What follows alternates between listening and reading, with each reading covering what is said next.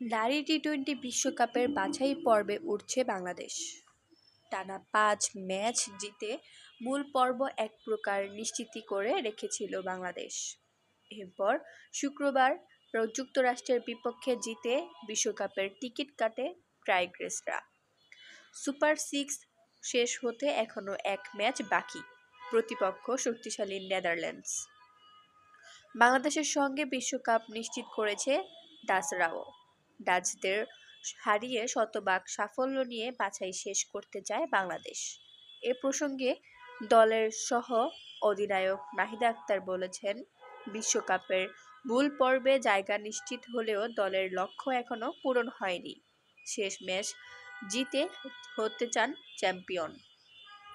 আজ নাহিদা বলেন, আলহামদুলিল্লাহ আমরা টানা ৬ ম্যাচ জিততে পেরেছি। আমাদের আরেকটা ম্যাচ আছে।